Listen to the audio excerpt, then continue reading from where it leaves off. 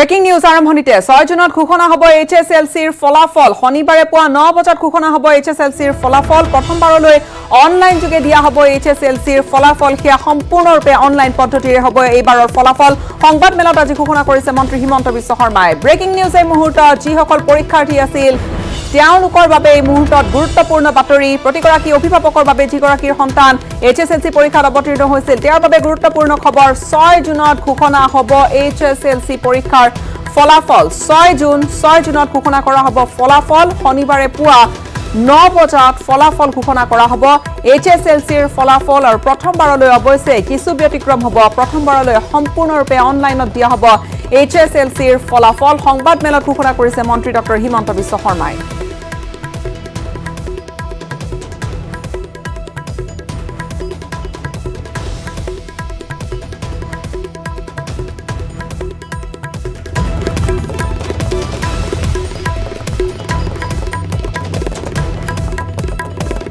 Breaking news এই মুহূৰ্তত 6 জুনে ঘোষণা কৰা হ'ব 6 জুনতে এইচএছএলচি পৰীক্ষাৰ ফলাফল শনিবাৰে পুৱা 9 বজাৰ লগে লগে ৱেবছাইটত উপলব্ধ হ'ব ফলাফল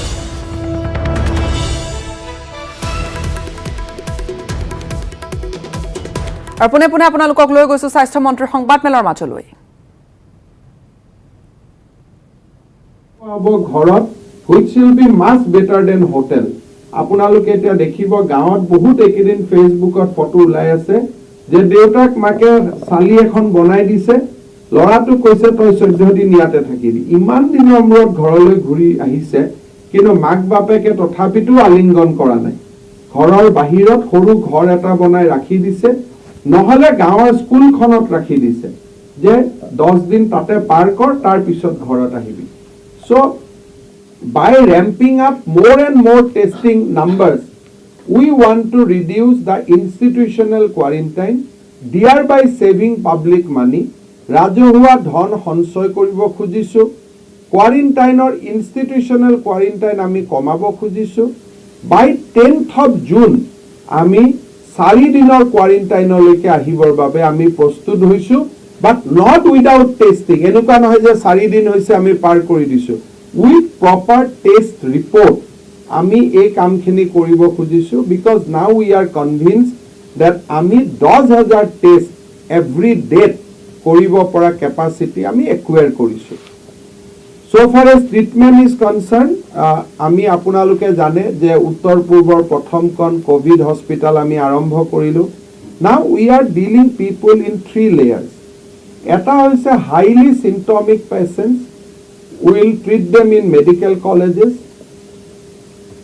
jito mid care level jot ami bahut beshi symptomatic nohoy but vulnerable people ase je they are not symptomatic but during the process of development prognosis teolukor hoyto beya hobo pare so teolukok ami district hospital aru non symptomatic patient hokolok ami gaor जी आमी Mahatma Gandhi model hospitals बनाइसिलो तात आमी राखिबर बाबे steps लोआ आरंभ करिसु so today we have decided to activate 50 model hospital जोत निकी आमी 50 into 50 2500 आमी पेशेंट राखिबो पारिम आपनालोके जानि ভাল পাবো যে কামৰূপ জিলাৰ দদৰা হিঙিমাৰী আদৰ্শ চিকিৎসালয় ইতিমধ্যে we are treating now 70 corona positive patient তা মানে মেডিকেল কলেজত যাক আমি ৰাখিছিলো আজি মোৰ দুখখন মেডিকেল কলেজত বিছনা খালি হৈ থকাৰ পিছতো আমি নন সিম্পটমিক পেশেন্টছক আমি মডেল হস্পিটালত পঠোৱা আৰম্ভ কৰিছো সো দ্যাট আমি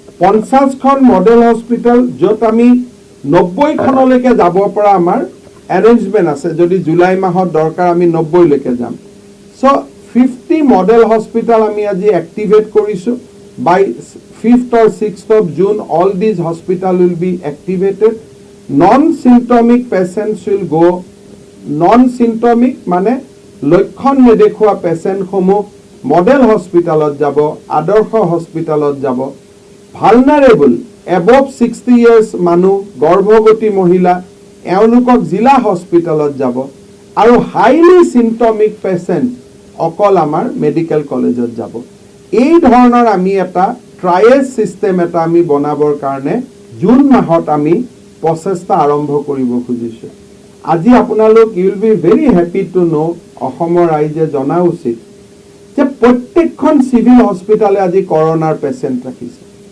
হাইলাকান্দিত ৰাখিছে চিৰাঙত ৰাখিছে not to talk about Kokrajhar দৰঙত ৰাখিছে ধেমাজিত ৰাখিছে লখিমপুৰত ৰাখিছে তিনিচুকীয়াত ৰাখিছে শিৱসাগৰত ৰাখিছে আজি গোলাঘাটত ৰাখিছে all our district hospital আজি across the board সকলো জিলা হস্পিটালে আজি পেশেন্ট ৰাখিছে followed by that আমি যেটো নতুন সিস্টেম আৰম্ভ কৰিব খুজিছো in the month of June যে মডেল হস্পিটালতো আমি পেশেন্ট ৰাখিব পৰা হম সো ইন নাটসেল একেবাৰতে বৰ্ণাব গলে 1200 কোভিড ৰোগী বাঢ়িছে mortality rate is just 0.34 so mortality karone mitor karone jitu porikhonkha tenei nogন্য I am sure that next 7 days recovery rates will improve significantly recovery rates bahut bahi jabo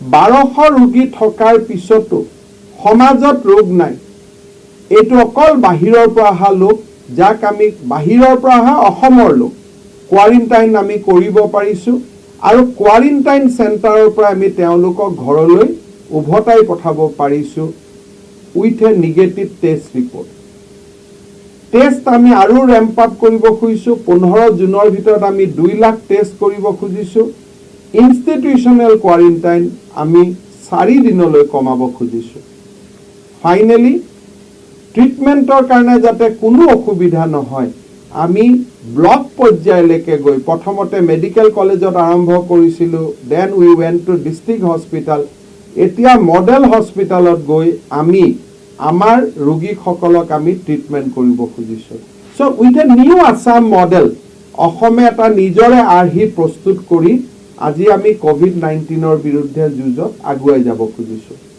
in next 3 to 4 days we are developing a SOP how both flood and covid can go together অর্থাৎ কেনেকে ফ্লাডৰ relief ক্যাম্পৰ সময়টো আমি Covid 19 ৰ সংক্ৰমণ যাতে নহয় তাৰ আমি ব্যৱস্থা কৰিব পাৰো তাৰ আমি SOP বনাই আছো অহম কেয়াৰৰ 2000 টকাত অন্তৰ্ভুক্তি নোহোৱা ব্যক্তিসকলক অন্তৰ্ভুক্তিকৰণৰ প্ৰচেষ্টা চলোৱা হৈছে আৰু তাৰ লগে লগে কোৱাৰেণ্টাইন হোম কোৱাৰেণ্টাইন বঢ়ুৱাই ইনষ্টিটিউচনেল কোৱাৰেণ্টাইন কমোৱাৰ প্ৰচেষ্টা কৰা হৈছে ৰাজ্য চৰকাৰৰ এই প্ৰচেষ্টাসমূহৰ লগতে আমি যেতিয়া লকডাউনৰ পৰা আনলকৰ ফালে গৈছো এই আনলকৰ ফালে যোৱা সময়টো আমি এই কাৰণে নাৰ্ভাস হোৱা নাই যে কমিউনিটিত আমি যেতিয়া বিভিন্ন জিলালৈকে গলো আমি কমিউনিটি ওয়াইজ আমি মানুহক গাঁৱে গাঁৱে টেষ্ট কৰিলো আজিলৈকে যোৱা কিছুদিনত দিগবৈত এটা ঘটনাক বাদ দি আমি কমিউনিটিত কোনো ধৰণৰ গোচৰ বা কোনো ধৰণৰ পেশেন্ট আমি পোৱা নাই যিয়ে আমাৰ অসমৰ আমাৰ আত্মবিশ্বাস আমাক জগাই তুলিছে মই কমিউনিটি সাৰ্ভিলেন্সৰ সৰু ডেটা এটা দি সামৰণি মাৰিছো 29771 খন গাঁৱলৈ আমি যাব পাৰিছিলো 29771 26000 ব্যক্তিক আমি পাইছিলো যাৰ জ্বৰ আছিল ইনফ্লুৱেঞ্জা লাইক জ্বৰ 6187 জনৰ আছিল আৰু এই সকলৰ ভিতৰত আমি মানুহক কোৱাৰেণ্টাইনো কৰিছিলো সকলো কৰিছিলো কিন্তু এই সকলৰ ভিতৰত আমি কোনো কোভিড পজিটিভ কেছ আমি নাপালো তাৰ মানে সমাজত আজিৰ দিনত কোভিড নাই বুলিও ক'ব পাৰি এক্সেপ্ট 1 or 2 কেसेस অৱশ্যে এই সময়ছোৱাত আমি গাঁৱত যোৱাৰ বাবে আমাৰ লাভ হৈছিল আমি মেলেৰিয়াৰ 6টা কেছ আমি পাব সক্ষম হৈছিল আৰু জাপানিজ এনকেফেলাইটিছৰ কাৰণেও আমি 16টা স্যাম্পল আমি সংগ্ৰহ কৰিছিল বিশেষ মোৰ ফালৰ পৰা ক'বলগীয়া নাই ৰাজ্য চৰকাৰৰ কৰ্মচাৰীসকলৰ বাবে এটা সুখৰ খবৰ যে অহা কালিৰ পৰা তেওঁলোকে নিজৰ দৰমহা ল'ব পাৰিব আৰু আমি অৰ্থনৈতিক যিটো দিশ সেইটোতো আমি খুব ভাল কৰি আগুৱাই গৈ আছোঁ এপ্ৰিল মাহত আমাৰ টেক্স GST কালেকশ্যন আছিল 147 crore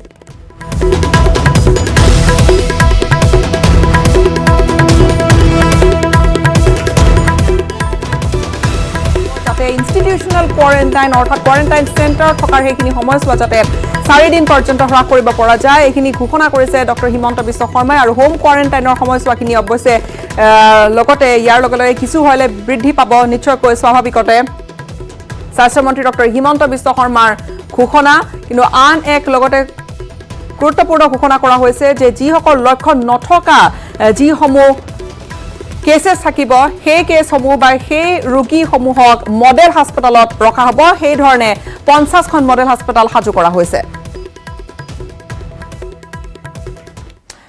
পৰৱৰ্তী খবৰলৈ আগবাঢ়িছো ব্ৰেকিং নিউজ মহানগৰীত পুনৰ দুটা স্থানৰ কণ্টেইনমেণ্ট জোন হিচাপে ঘোষণা কৰা হৈছে বৰবাৰী কণ্টেইনমেণ্ট জোন হিচাপে ঘোষণা কৰা হৈছে জাপৰিগুগৰ আজানপীৰ পথকো কণ্টেইনমেণ্ট জোন হিচাপে ঘোষণা কৰা হৈছে কণ্টেইনমেণ্ট জোনৰ পৰা আঁতৰি আনহাতে মহানগৰীৰ আন দুই স্থান কণ্টেইনমেণ্ট জোন মুক্ত হ'ল ফটাশিল তিনিআলি ফাঁচী বজাৰ শনিবাৰে কণ্টেইনমেণ্ট জোন ঘোষণা কৰা হৈছিল বেতকচি কণ্টেইনমেণ্ট জোনৰ পৰা আঁতৰিল ৰুক্মিণী গাঁৱতো পোৱা গৈছিল কোভিড-19ৰ পজিটিভ এগৰাকী ৰোগী তাৰ পিছতে ৰুক্মিণী গাঁও কোৱাৰেণ্টাইন কণ্টেইনমেণ্ট জোন হিচাপে ঘোষিত হৈছিল আৰু এই মুহূৰ্তত নতুনকৈ অৱশ্যে দুটা সংযোজিত হৈছে গুৱাহাটী মহানগৰীত কণ্টেইনমেণ্ট জোন মহানগৰীত পুনৰ দুটা স্থানৰ কণ্টেইনমেণ্ট জোন হিচাপে ঘোষণা কৰা হৈছে স্থান দুটা আমি জনাইছো বৰবাৰী কণ্টেইনমেণ্ট জোন ঘোষণা কৰা হৈছে আৰু জাপৰিগুগৰ আজানপীৰ পথক কণ্টেইনমেণ্ট জোন ঘোষণা কৰা হৈছে কণ্টেইনমেণ্ট জোনৰ পৰা আঁতৰি আনহাতে মহানগৰীৰ আন দুই স্থান ফটাশিল আমবাৰী আৰু ইফালে ফাঁচী বজাৰ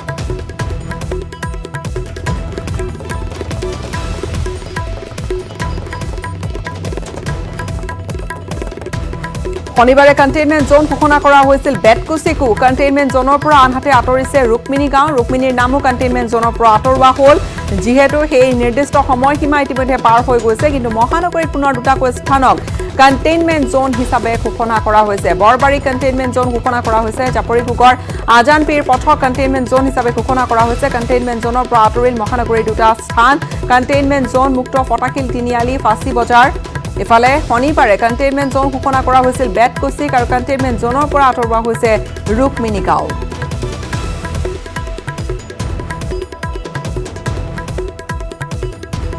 জাপৰিগুগ আৰু বৰবাৰী তাত কোভিড-19 পজিটিভ পেচেণ্ট ৰোগী পোৱাৰ পিছতে তাত কণ্টেইনমেণ্ট জোন হিচাপে ঘোষণা কৰা হৈছে আজানপীৰ পথৰ আমি কথা কৈছো আৰু ইফালে ফটাশিল আমবাৰীটো যিহেতু কণ্টেইনমেণ্ট জোন হিচাপে ঘোষণা কৰা হৈছিল ফটাশিল আমবাৰী ফাঁচী বজাৰৰ কণ্টেইনমেণ্ট জোনৰ সেই সীমাবদ্ধতা আঁতৰিল কিন্তু তাৰ লগতে আন দুই ঠাই নতুনকৈ গুৱাহাটী মহানগৰীত চিনাক্ত হৈছে কণ্টেইনমেণ্ট জোন হিচাপে জাপৰিগুগৰ আজানপীৰ পথ আৰু আনহাতে বৰবাৰী অঞ্চল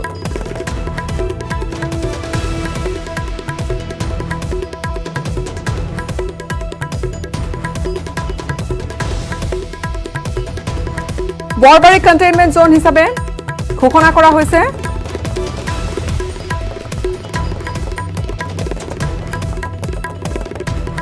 কণ্টেইনমেণ্ট জোন হিচাপে ঘোষণা কৰা হৈছে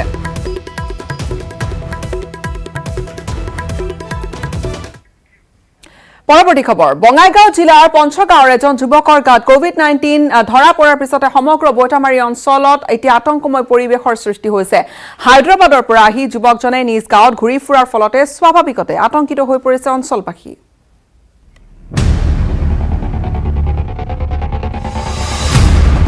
গণসংক্ৰমণৰ ভয় বঙাইগাঁৱৰ বৈতামাৰী পঞ্চগাঁৱত উত্তেজনা কোভিড-19 সংক্ৰমিত যুৱকৰে মিলামিছা কৰি আতংকত দিন কটাইছে গাঁওবাসীয়ে বঙাইগাঁৱৰ বৈতামাৰী পঞ্চগাঁৱৰ দৃশ্যয়া পিপিই কিট পৰিহিত স্বাস্থ্যকৰ্মীয়ে এম্বুলেন্সত নিছে এটা পৰিয়ালটোৰ প্ৰতিজনকে কোৱাৰেণ্টাইন কৰা হৈছে ধনতলা মজুলীয়া বিদ্যালয়ত ইয়াৰ আঁৰত আছে পৰিয়ালটোৰে 18 বছৰীয়া যুৱক লতিফ আহমেদ ঈদৰ দিনা গাঁৱৰ বহুজনৰে সৈতে মিলামিছা কৰা লতিফৰ দেহত ধৰা পৰিছে কোভিড-19 পজিটিভ গাঁওবাসীলৈ কোভিড-19 সংক্ৰমণৰ শংকা লতিফৰ পৰিয়ালৰ সদস্যৰ পৰাও কাৰণ পৰিয়ালৰ সৈতে এটা ৰাতি একেলগে আছিল লতিফ আহমেদ হায়দৰাবাদত কৰ্মৰত লতিফ ঈদৰ পূৰ্বে ঘৰলৈ আহিছিল ৰাজ্যত প্ৰৱেশ কৰিয়েই ধুবুৰীৰ কোৱাৰেণ্টাইন চেণ্টাৰত 7 দিন থাকি ঈদৰ আগদিনা অৰ্থাৎ 24 মেত নিজ গৃহত উপস্থিত হৈছিল হি লতিফ জিলা প্ৰশাসনে লতিফক হোম কোৱাৰেণ্টাইনৰ নিৰ্দেশ দিছিল যদিও প্ৰশাসনৰ নিৰ্দেশ নামানি লতিফে ঈদৰ দিনা মিলামিছা কৰে গাঁৱৰ বহুজনৰ সৈতে পৰৱৰ্তী সময়ত জিলা প্ৰশাসনে লতিফ আহমেদক কোৱাৰেণ্টাইন কৰে ধনতলা মজলীয়া বিদ্যালয়ত আৰু কোৱাৰেণ্টাইন চেণ্টাৰত থকা অৱস্থাতে এই যুৱকজনৰ দেহত কোভিড-19 পজিটিভ ধৰা পৰাত হুৱা দুৱা লাগিছে গাঁওখনত যোৱাকালি তেওঁৰ পজিটিভ ৰিজাল্টটো আহে ইয়াৰ পৰা তেওঁ হস্পিটেললৈ লৈ যায় 24 তাৰিখে ঘৰতে আছিল হয় তেওঁ 24 তাৰিখ ঘৰতে আছিল পৰিয়ালৰ লগত আছিল আৰু এতিয়া এই অঞ্চলৰ গোটেই অঞ্চলৰ মাজত এই খবৰটি আচলতে আতংকিত সৃষ্টি কৰিছে ঈদৰ দিনা লতিফৰ সংস্পৰ্শলৈ আহিছিল বহুজন লতিফক কোৱাৰেণ্টাইন কৰাৰ পিছতো গাঁৱৰ বহুজনৰ সৈতে সংস্পৰ্শলৈ আহিছিল লতিফৰ মাক দেউতাক ভায়েক ঘৰত এটা ৰাতি কটাই যোৱাৰ বাবে লতিফৰ পৰিয়ালটোক তথা পিতৃ মাতৃ আৰু ভাতৃক কোৱাৰেণ্টাইন কৰিছে জিলা প্ৰশাসনে কিন্তু এতিয়া আতংকত দিন কটাইছে গাঁওবাসীয়ে লতিফৰ সংস্পৰ্শলৈ অহা লোকসকলক চিনাক্ত কৰি জিলা প্ৰশাসনক কোৱাৰেণ্টাইন কৰাৰ আহ্বান জনাইছে স্থানীয় লোকে দেখা গ'ল যে এই ঘৰখন যিহেতু ঈদৰ কথা গোটেই ওচৰ চুবুৰীয়া ইফাল ইফাল একদম গোটেই চাৰিওফালে চিচি দিছে এতিয়া আমি এই অঞ্চলৰ ৰাইজ নিয়াৰেষ্ট মানুহখিনি আমি বিপদজনক আতংকিত হৈ পৰিছে আৰু আতংকিত যিমান মানুহ হৈছে তাতকৈ বেছি সজাগ আৰু সচেতন হোৱাৰ প্ৰয়োজন আৰু আমি স্থানীয় প্ৰশাসনক দাবী জনাম যে তেওঁ যিবিলাক মানুহৰ লগত সংস্পৰ্শত হৈছিল সেই মানুহবিলাকক কোৱাৰেণ্টাইন কৰক একে সময়তে পোহৰলৈ আহিছে লতিফ ধুবুৰীৰ পৰা যাত্ৰীবাহী টেম্পুত বহু লোকৰ সৈতে একেলগে ঘৰলৈ অহাৰ তথ্য সমগ্ৰ ঘটনাই আতংকৰ সৃষ্টি কৰিছে অঞ্চলটোত সৃষ্টি হৈছে গণ সংক্ৰমণৰ ভয় বঙাইগাঁৱৰ পৰা কেমেৰা পাৰ্চন ঘনশ্যাম ৰায়ৰ সৈতে Upananda Sharma news 18 Assam north east সময় হৈছে এইখিনিতে এটা চমু বাণিজ্যিক বিৰতিৰ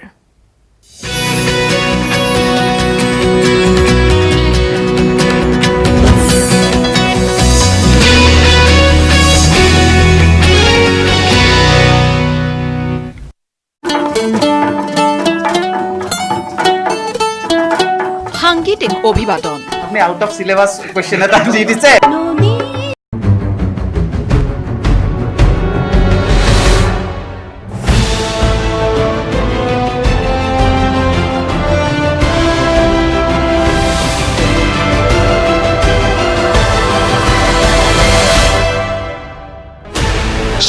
channels, 15 languages, 26 states, 1,200 plus reporters, 66.9 crore viewers. India's largest news network, News 18 Network.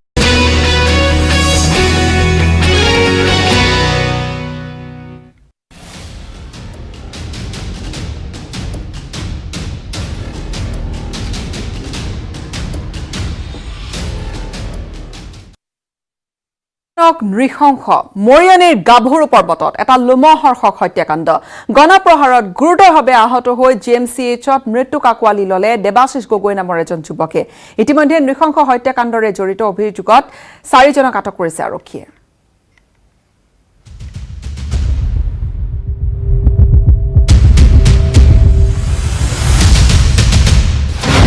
ৰাজ্য কঁপাই যোৱা পুনৰ এক জঘন্য হত্যাকাণ্ড আমি পৰি গৈছো চেঞ্চলেছ হৈ আৰু তেওঁলোকে আমাক মাৰিছে মোবাইলবোৰ কাঢ়ি লৈছে দুটা মোবাইল আছে এটা মোৰ এটা দেৱাশিষৰ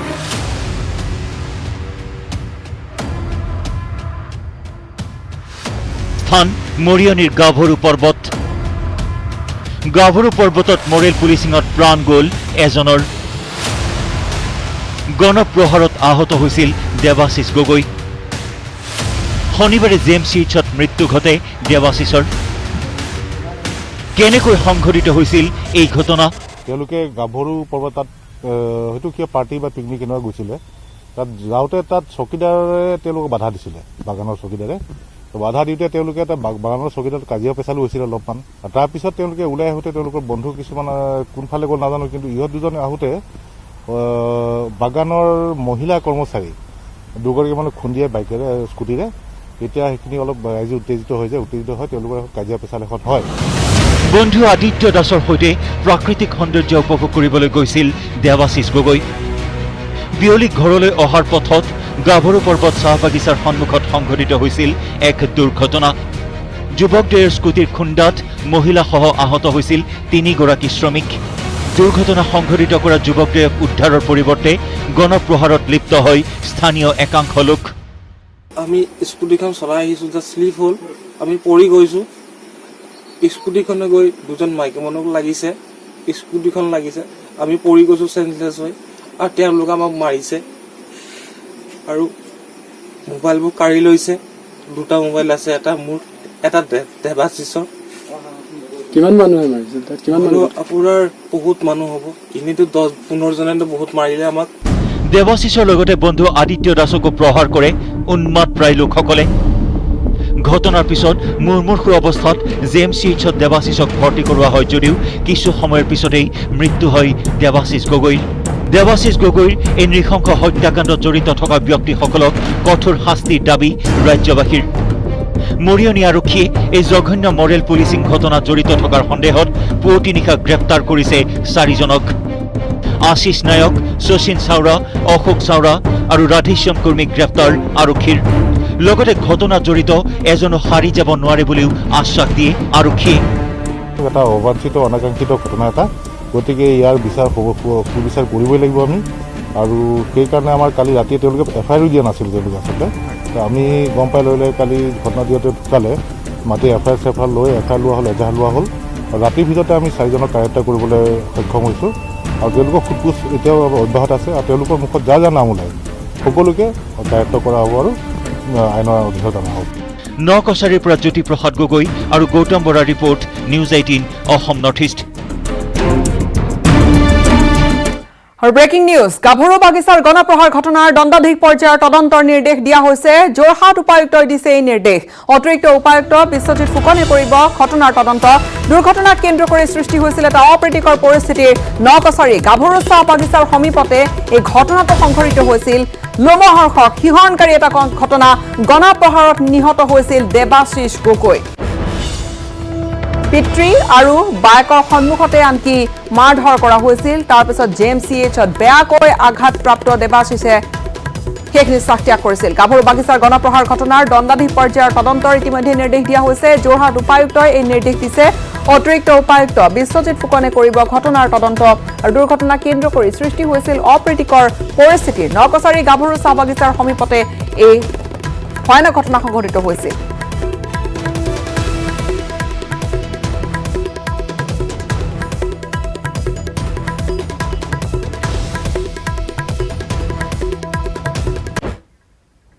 মন্ত্ৰী হিমন্ত বিশ্ব শৰ্মাৰ সংবাদমেললৈ আপোনালোকক পুনৰবাৰ লৈ যাবলৈ বিচাৰিম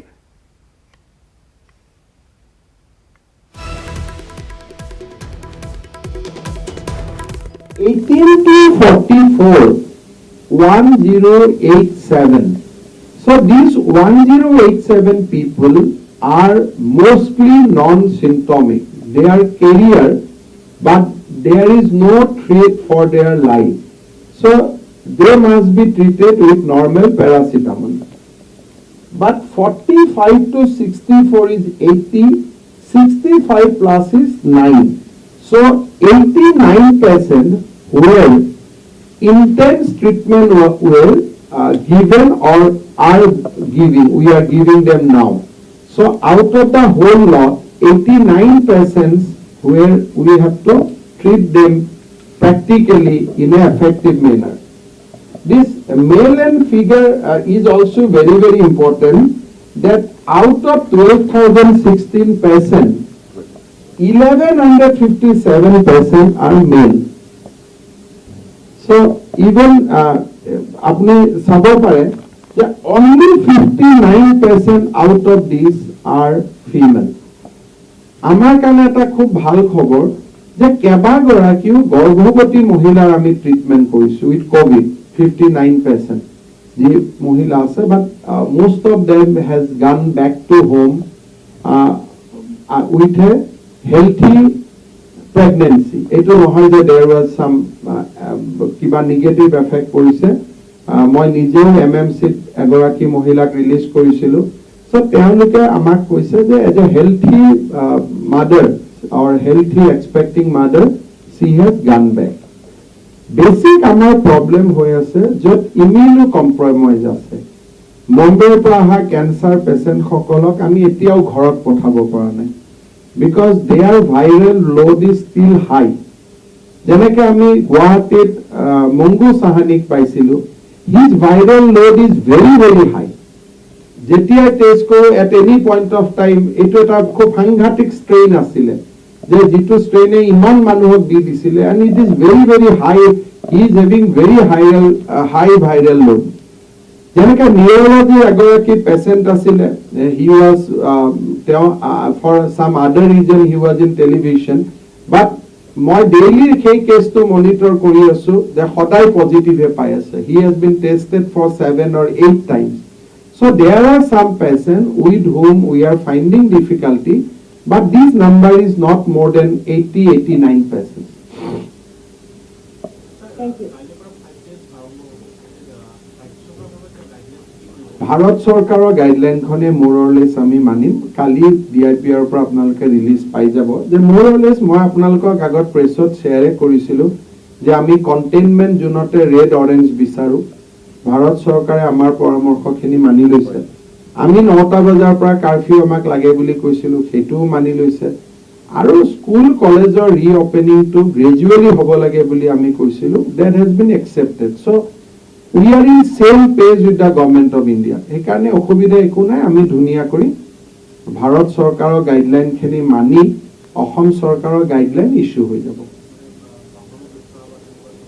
যিমানখিনি ভাৰত চৰকাৰে দিছে, কাৰণ যদি সমাজত কোভিড নাই তেতিয়াহ'লে ৰেষ্ট্ৰিকশ্যনটো আমি এনেই কিয় ৰাখি থওঁ, কিন্তু যদি কোৱাৰেণ্টাইন ফেইল কৰে তেতিয়াহ'লে আমি কি সিদ্ধান্ত ল'ব লাগিব আমি নাজানো। But as long as quarantine system is robust and quarantine system is working, যেতিয়ালৈকে কোৱাৰেণ্টাইন ব্যৱস্থাটো শক্তিশালী হৈ থাকে তেতিয়া আমি আতংকিত হ'বলগীয়া কোনো কাৰণ নাই, কাৰণ 29,000 গাঁৱত গৈতো আমি এজনো কোভিড পেচেণ্ট নাপালো। গতিকে তাত ৰেষ্ট্ৰিকশ্যন ৰাখি আমি কি কৰিম যদি কোভিড পেচেণ্ট নাই? কিন্তু যদি আমি মাস্কখন মাৰি থাকো, 2 মিটাৰৰ দূৰত্ব বজাই ৰাখো, আৰু আমি যদি অলাগতিয়াল ভিৰ ভাৰ নকৰো, তেতিয়াহ'লে আমি সমাজখনক নিৰাপদে ৰাখিব পাৰিম। সেইটোৱে হৈছে মূল মন্ত্ৰ।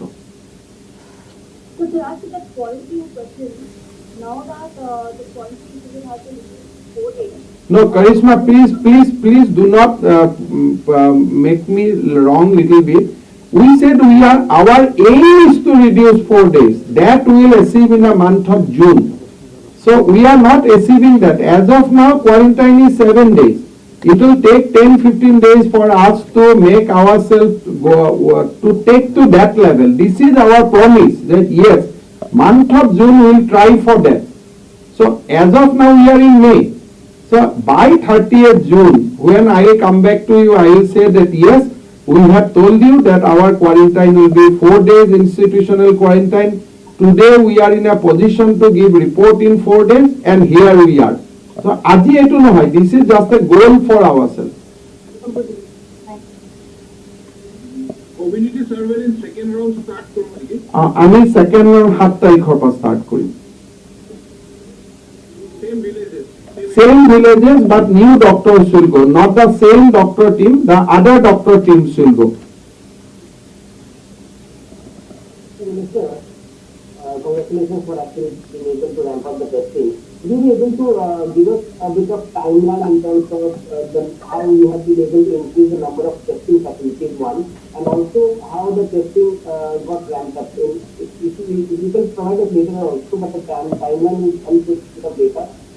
And secondly, there is another concern is that with growing number of cases, the spike, as you pointed out, is basically people coming from outside. But what we have seen in the states which have been affected is that lot of frontline workers who are not in medical duties, like policemen, like municipality workers, and even non-medical workers of the health department. Like in Guwahati also, we see a lot of your officials are on the front line. So will you be testing these people? Is there anything in your mind? First of all, we are regularly testing symptomatic people who are in duty. So anybody who is showing slightest symptom, we are repeatedly testing them, and there are people in our department and outside the department who tested positive. Recently, one lab tech from Soru Sajai, one lab tech from MMCH. So regularly, out of this data, there will be 10 to 12 people from our department or from the people who are working along with us have been tested positive. So there is a standing instruction to everyone that whenever you have shown some symptom, because now we know what actually symptom means. So immediately you offer yourself for the testing. So that we are also taking simultaneously. Regarding how we have ramped up, this is a very, very important story. Basically, as you know, that to ramp up a testing facility, first you need technique, second you need equipment. So when we started with 2 biosafety cabinets and 1 RT-PCR.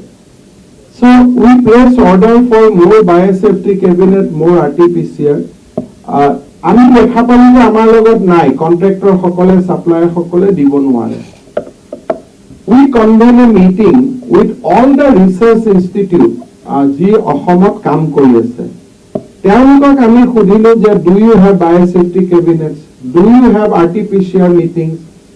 So টেলিৰ পৰা আৰম্ভ কৰি Cachar cancer institute, Tezpur university, Guwahati বিশ্ববিদ্যালয়, NIPER, biotech park, veterinary department, Assam agriculture university, everybody has offered their equipments to us. So G Medical Collegeত 1 RT-PCR আছিল, তাতে আমাৰ 2টা হৈ গ'ল। য'ত 2টা biosafety cabinets আছিল, তাত আমাৰ 4টা হৈ গ'ল। Now in the next leg, আমি দেখিলো যে there are certain research institute where facilities are available. আমি manpower provide কৰিলে things can change. So Indian Institute of Advanced Studies, য'ত অহাকালি আমি সকলোৱে মিলি নতুন টেষ্টিং ল্যাব এটা আৰম্ভ কৰিম। So this is a unique collaboration between a research institute and our health department. Then we were in DRDO few days back. So we are training DRDO people, they are master in research, but we are now training their staff on the real testing. Probably in next 3 to 4 days, DRDO will be up. Like that, we have posted our microbiologists in Northeast Institute of Science and Technology in Jorhat. They have very good establishment. So already a research testing lab is up there. Diphu medical কলেজত আমি গুৱাহাটী বিশ্ববিদ্যালয়ৰ RT-PCR machine লৈ গৈ ডিফুত install কৰিছো। So now Diphu will be up next 3 to 4 days. So with a big collaboration with lot of research institute, lot of service institute like Kasar Cancer, TERI. So we have seek cooperation for everybody, and all this happened in last 20 days. So we had a meeting in the May 1st week. তেতিয়ালৈকে আমাৰ 30,000 test আছিলে। So immediately, because of the help they have offered to us, we could ramp up 70,000 more tests in the month of May. তাৰ লগে লগে ধুবুৰীত 13,000 মানুহ কোৱাৰেণ্টাইনত আছে। There is an urgent need of doing tests and releasing people from quarantine. So আমি ভাৰতৰ বিভিন্ন ৰাজ্য চৰকাৰে এমপেনেল কৰি থৈ দিয়া, সাপোজ হাৰিয়ানাই কাবাক কৰিছে,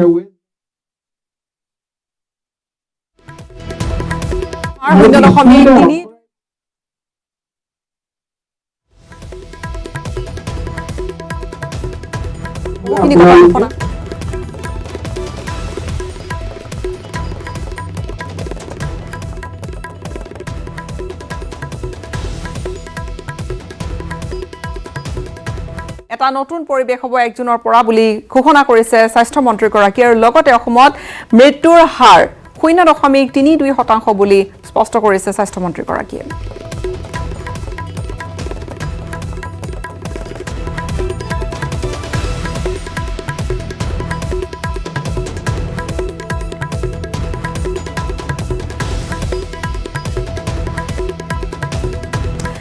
মাহ হালধিৰ গোন্ধ মাৰ নযাওঁতে কপালৰ সেন্দুৰ মচিলে তামোলপুৰৰ এগৰাকী নৱবিবাহিতাই কিয়নো তলাবন্ধৰ মাজতে বহিৰাজ্যত অকাল মৃত্যুক আঁকোৱালি ল'লে মহিলাগৰাকীৰ স্বামীয়ে।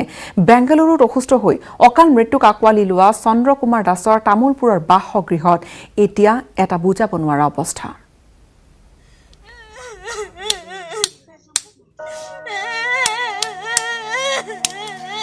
ইয়াতকৈ বেদনা হয়তো আৰু কাকো নালাগে। বিশ্বজুৰি কৰোনাই আতংক বিয়পোৱাৰ সময়তেই বাক্সাৰ তামোলপুৰৰ এটা পৰিয়াললৈ নামি আহিছে ঘোৰ অমানিশা। বহিৰাজ্যত স্বামীৰ মৃত্যু, আনফালে বাসগৃহত এক হৃদয় বিদাৰক দৃশ্য।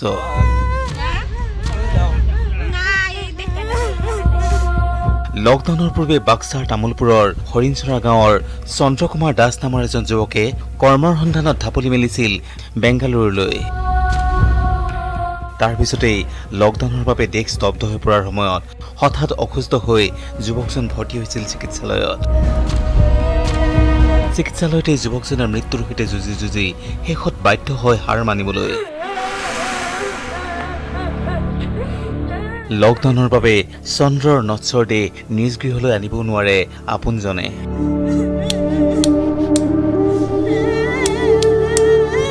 ইফালে মাত্ৰ এটা বছৰ পূৰ্বে বিবাহপাশত আবদ্ধ হৈছিল এই চন্দ্ৰ কুমাৰ দাস। পত্নী বিচিত্ৰা এতিয়া অন্তঃসত্ত্বা। যি সময়ত স্বামীৰ মৃত্যুৰ বাবে এফালে গাঁৱৰ মানুহে মচি দিছে বিচিত্ৰাৰ কপালৰ সেন্দুৰ, সেই সময়তেই প্ৰসৱ বেদনাত চটফটাই থকা চন্দ্ৰৰ পত্নী বিচিত্ৰাক এইদৰেই লৈ যোৱা হ'ল চিকিৎসালয়লৈ। এফালে স্বামীৰ সৈতে চিৰবিচ্ছেদ, আনফালে পৰিয়াললৈ নতুন সদস্যৰ আগমনী। এক জটিল সন্ধিক্ষণৰ সাক্ষী হৈ ৰৈছে এই পৰিয়ালটো। ল'ৰাটো গৈছিল বেংগলোৰত কাম কৰিবলৈ, বহুত দিন ধৰি কাম কৰি আছে, আজি নতুন নহয়, বহু বছৰ ধৰি কাম কৰি আছে। তাত যাই মানে কিবা এতিয়া বেমাৰ পৰিছে, কিন্তু তেওঁক মেডিকেলত নিয়া হৈছে। কাৰ পৰ্ষতেও মানে বেমাৰটো থাকিব পাৰে কৰোণা, সেইকাৰণে আমি তাতেই সৎকাৰ কৰিবলৈ দিছোঁ। ইয়াতে আনিলে হয়তো ৰোগীটোৰ গাত নাই, বেলেগৰ গাত থাকিব পাৰে। তেওঁৰ লগতে আৰ্মিও আহিব, পুলিচো আহিব, তাৰপিছতে ড্ৰাইভাৰ আহিব।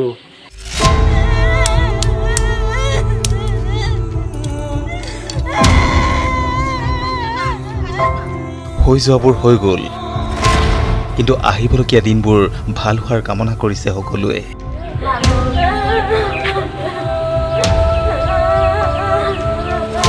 ইফালে এই জটিল সময়ত ভাতৃৰ সৈতে একেলগে কাম কৰিবলৈ গৈ বহিৰাজ্যত আবদ্ধ হৈ থকা চন্দ্ৰৰ ভাতৃ ফুলকুমাৰ দাসকো ঘৰলৈ উভতাই অনাৰ ক্ষেত্ৰত ব্যৱস্থা ল'বলৈ চৰকাৰক আহ্বান জনাইছে পৰিয়ালটোৱে।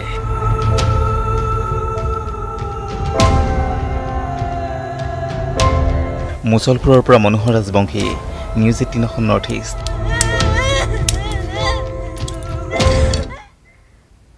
এটা বিৰতিৰ পিছত পুনৰ স্বাগতম জনাইছো। যোৰহাটত চুৰি কৰি গ্ৰেপ্তাৰ হোৱা টিকটক বাইদেউৰ কাহিনী শুনিলে চকু কপালত উঠিব আপোনাৰ। টিকটক বাইদেৱে যোৰহাটৰ পৰিয়ালটোৰ পৰা চুৰি কৰি ওলাই অহাৰ নিশা ভুৱা পৰিচয়েৰে অতিথি হৈ আহিছিল যোৰহাট আৰক্ষীৰ। বৰ্তমান সেই যুৱতীগৰাকীক দেখি চকু কপালত উঠিছে যোৰহাট আৰক্ষীৰ। অনামিকা নাহন নামৰ যুৱতীগৰাকীয়ে চুৰি কৰাৰ পিছত চুৰি সামগ্ৰীসহ সহায় বিচাৰি আহিছিল যোৰহাট আৰক্ষীৰ কাষলৈ। নিজকে এগৰাকী অসহায় মহিলা বুলি পৰিচয় দিয়াৰ পিছত যোৰহাট আৰক্ষীয়ে চুমি কলিতাক নিশা পাৰ কৰিবৰ বাবে ব্যৱস্থা কৰি দিছিল আৰু তাৰ পিছদিনা লকডাউনৰ বাবে গুৱাহাটী যাবৰ বাবেও যোৰহাট আৰক্ষীয়ে ব্যৱস্থা কৰি দিছিল। আৰু বৰ্তমান এইগৰাকীয়ে যে সেইগৰাকী চোৰ, সেই বিষয়ে জানি আশ্চৰ্যচকিত হৈ পৰিছে যোৰহাট আৰক্ষী। হয়, যোৱা 6 মে'ত যোৰহাটৰ পল্লৱী ফুকনৰ বাসগৃহৰ পৰা সোণৰ আ অলংকাৰ সহ বহু মূল্যৱান সামগ্ৰী চুৰি কৰি কৌশলেৰে ঘৰৰ পৰা ওলাই অহাৰ পিছত সেইদিনা অতিথি হৈ কটাই যোৰহাট সদৰ থানা আৰক্ষীৰ। অনামিকাই সদৰ থানালৈ আহি লকডাউনৰ বাবে গুৱাহাটীলৈ যাব নোৱাৰি অসহায় হৈ পৰা এগৰাকী যুৱতীৰ ভাও জোৰে। আৰক্ষীয়েও নিয়মানুসৰি চুমিক সখী ওৱান ষ্টপ নামৰ এটা মহিলা গৃহত নিশা কটোৱাৰ ব্যৱস্থা কৰি দিয়াৰ লগতে পিছদিনা যোৱাৰ ব্যৱস্থাও কৰি দিয়ে।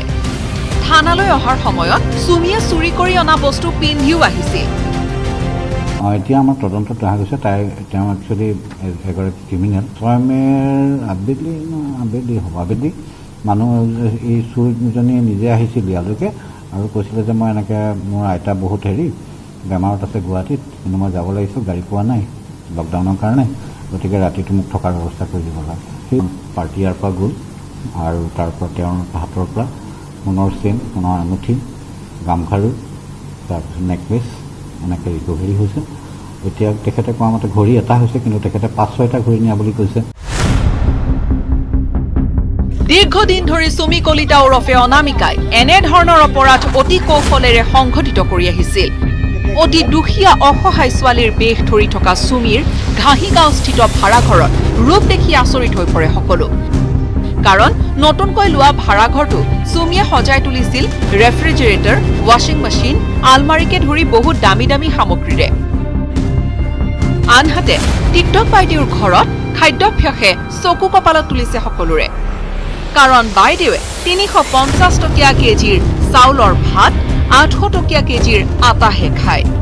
যদিহে বিশ্বাস হোৱা নাই তেন্তে মন কৰক এই দৃশ্যসমূহলৈ। একো নোহোৱাকে, একো ইনকাম চ'ৰ্চ নোহোৱাকে ইমানখিনি বস্তু তাই কেনেকৈ ল'ব পাৰিলে। বহুতখিনি বস্তু ৰিকভাৰ হৈছে, গ'ল্ডৰ বস্তু 2-3টা ৰিকভাৰ হৈছে, কিন্তু এতিয়াও আৰু পাবলৈ বাকী আছে। আটাৰ কেজি 600 টকাৰ আটা খাইছে, বাসমতি ৰাইচ 300 টকাৰ কেজি। তাই ঘৰত মানে ৰাইচ কুকাৰৰ পৰা আদি কৰি এভৰিথিং বস্তু তাত। চুৰি কৰি নিয়া সামগ্ৰীসমূহ তেওঁ ক'ত থৈছে বা এই ক্ষেত্ৰত সহযোগিতা আগবঢ়োৱা আন কোনো লোক আছে নেকি, সেয়া আৰক্ষীৰ তদন্তৰ পিছতহে পোহৰলৈ আহিব। গহপুৰৰ পৰা পলাশ ফুকনৰ সহযোগত যোৰহাটৰ পৰা কেমেৰা পাৰ্চন পূৰ্ণ বিকাশৰ সৈতে গৌতম বৰা, নিউজ 18 অসম নৰ্থ-ইষ্ট।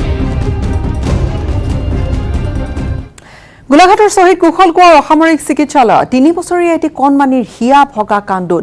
মাতৃক বিচাৰি চিকিৎসালয়ত হাহাকাৰ কৰিছে 3 বছৰীয়া কণমানিটিয়ে, কিন্তু ইতিমধ্যে চিকিৎসাধীন অৱস্থাতে মৃত্যুক আঁকোৱালি লৈছে মাতৃয়ে।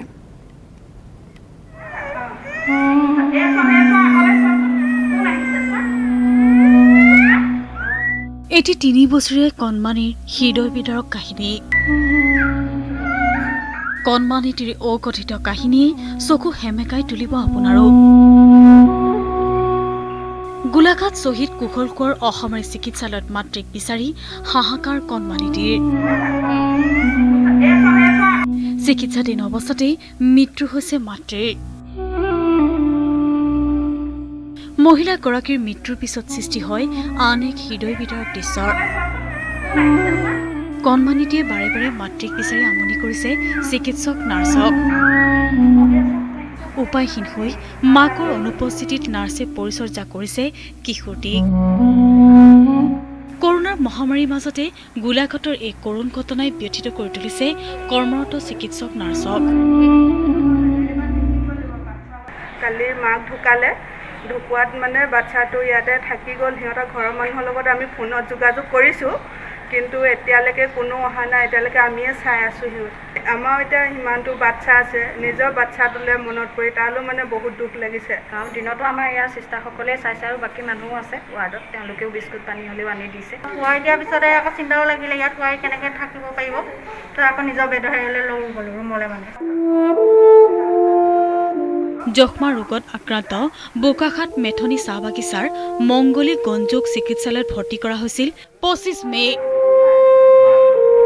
চিকিৎসালয়ত মহিলাগৰাকীক অনিল গঞ্জু নামৰ লোকজনে ভৰ্তি কৰাই অন্তৰ্ধান হৈছিল।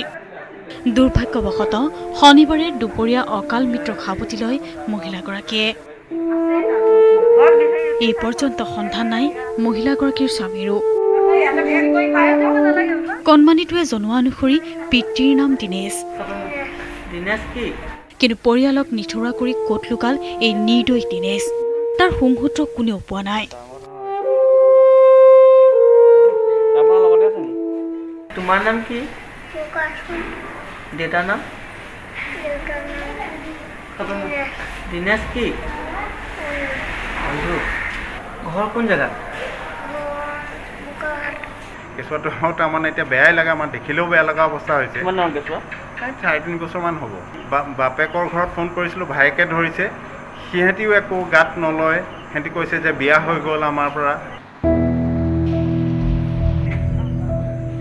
ইফালে গোলাঘাটত ঘটিল আন এক অনাকাংক্ষিত ঘটনা। গোলাঘাটত এতিয়া 8 বছৰীয়া শিশুৰ কৰুণ মৃত্যু।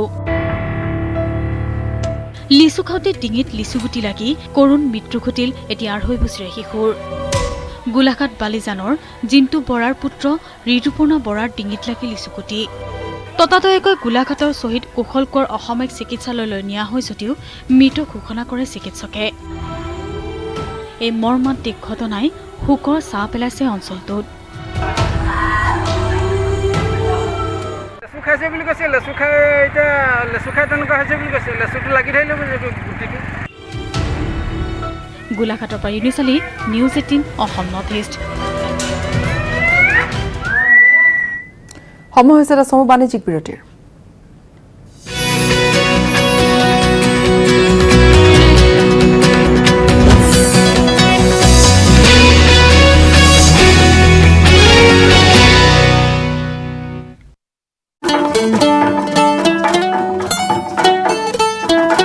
সাংগীতিক অভিবাদন। আপনি আউট অফ সিলেবাস কোশ্চেন এটা দিয়ে দিছে।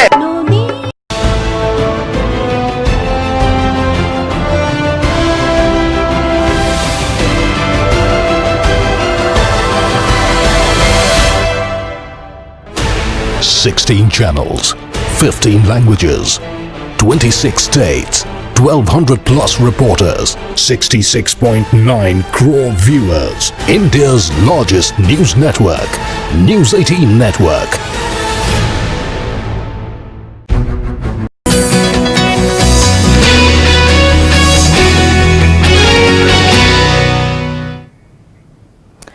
মহানগৰীত লকডাউন ভংগকাৰীৰ ভয়ংকৰ কাণ্ড। স্কুটিত অহা 2 যুৱকে চুচৰাই নিলে কৰ্তব্যৰত যান বাহন আৰক্ষীৰ জোৱানক। উদণ্ড স্কুটি চালকৰ অটপালিত আহত কনিষ্টবল উজ্জ্বল সিনহা।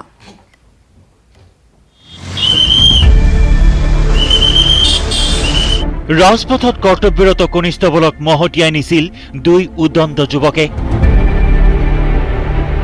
12 ঘণ্টাৰ পিছতো সন্ধান নাই 2 উদণ্ড স্কুটি চালকৰ। সম্প্ৰতি ঘৰতে চিকিৎসাধীন কনিষ্টবল উজ্জ্বল সিনহা। দেশত চলি থকা 4ৰ্থ পৰ্যায়ৰ লকডাউনৰ মাজতে শনিবাৰে বিয়লি মহানগৰীত সংঘটিত হৈছিল এক চাঞ্চল্যকৰ ঘটনা।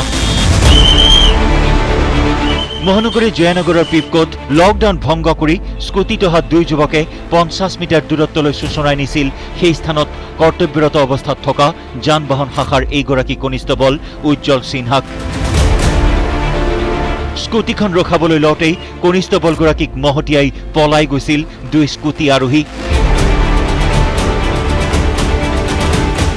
মই ভাবিছিলোঁ অলপ ৰখাব নেকি আগত গৈ পেলাই, তেওঁলোকে নৰখালে। তাৰপিছতে মই তেওঁৰ পিছত অকণমান দৌৰিলোঁ। পিছফালে যিজন বহি আছিল তেওঁৰ হাতত এটা বেগ আছিলে, মই বেগটো ধৰিবলৈ মই চেষ্টা ধৰিলোঁ।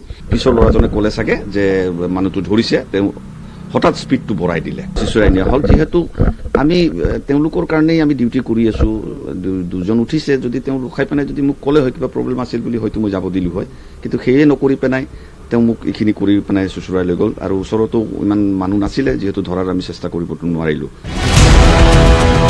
দুৰ্ভাগ্যৰ বিষয়, এই ঘটনা সংঘটিত হোৱাৰ 12 ঘণ্টাৰ পাছতো মহানগৰ আৰক্ষীয়ে সন্ধান উলিয়াব পৰা নাই 2 উদণ্ড স্কুটি চালকৰ। সেই 2 স্কুটি আৰোহীৰ সন্ধানত নামি পৰিছিল মহানগৰ আৰক্ষী আৰু এই পথৰ দুয়োকাষে থকা চিচিটিভি ভিজুৱেল সংগ্ৰহৰ বাবেও চেষ্টা চলাইছিল মহানগৰ আৰক্ষীয়ে। কিন্তু দুৰ্ভাগ্যৰ বিষয়, 2 পথত থকা চিচিটিভি বিকল হোৱাৰ বাবে এই পৰ্যন্ত কোনো ধৰণৰ সন্ধান উলিয়াব পৰা নাই 2 স্কুটি আৰোহী। সকলোৱে বিচাৰিছে লকডাউন অমান্য কৰি কৰ্তব্যৰত আৰক্ষীৰ ওপৰত বৰ্বৰতা দেখুওৱা তেনে নিকৃষ্ট মানসিকতাৰ লোকক অতি শীঘ্ৰেই আৰক্ষীক গ্ৰেপ্তাৰ কৰি কঠোৰতকৈ কঠোৰতম শাস্তি প্ৰদান কৰক।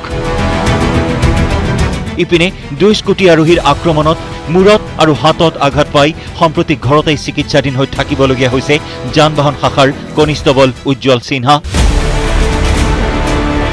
কেমেৰা পাৰ্চন প্ৰভা সিঙৰ সহযোগত ভাস্কৰ জ্যোতি হাজৰিকাৰ report, news 18 Assam north east.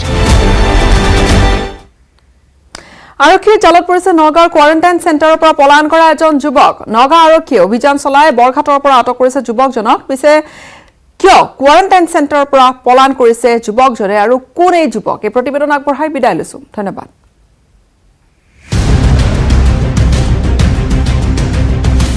অভিনন্দনক জালত পেলালে আৰক্ষীয়ে কোৱাৰেণ্টাইন হোৱাৰ ভয়ত নিশা নগাঁৱৰ ভোগেশ্বৰী ফুকননি অসামৰিক চিকিৎসালয়ত থকা কোৱাৰেণ্টাইন চেণ্টাৰৰ দুমহলীয়া বিল্ডিঙৰ পৰা জাপ মাৰিছিল অভিনন্দন দাস নামৰ এজন যুৱকে বহিৰাজ্যৰ পৰা আহি কন্দলি হাস্পতালত কোৱাৰেণ্টাইন থকা অভিনন্দনক পৰৱৰ্তী সময়ত ভোগেশ্বৰী ফুকননি অসামৰিক চিকিৎসালয়ত আইচোলেশ্যনত ৰখা হৈছিল আইচোলেশ্যনত থকা অভিনন্দনে শনিবাৰে নিশা ভোগেশ্বৰী ফুকননি অসামৰিক চিকিৎসালয়ৰ পৰা পলায়ন কৰাৰ পিছতে স্বাস্থ্য বিভাগে আৰক্ষীৰ ওচৰত দাখিল কৰে এজাহাৰ সেই এজাহাৰৰ ভিত্তিতে দেওবাৰে পুৱা নগাঁও আৰক্ষীৰ উপ আৰক্ষী অধীক্ষক মানস শইকীয়াৰ নেতৃত্বত যোৱা এটা দলে বৰঘাট বাইপাছৰ পৰা আটক কৰে অভিনন্দনক উল্লেখ্য যে ভোগেশ্বৰী ফুকননি অসামৰিক চিকিৎসালয়ৰ পৰা পলায়ন কৰাৰ পিছতে অভিনন্দনে চহৰখনৰ মৰিকলং শিৱ মন্দিৰত আশ্ৰয় লৈছিল নিশা মন্দিৰত কটোৱা অভিনন্দনে পুৱা কচুৱাৰ নিজ গৃহলৈ ঘূৰি যোৱাৰ উদ্দেশ্যে বৰঘাট বাইপাছত উপস্থিত হৈছিলগৈ কিন্তু বৰঘাট বাইপাছত থকা অৱস্থাত আৰক্ষীয়ে অভিনন্দনক বিচাৰি উলিয়াবলৈ সক্ষম হয়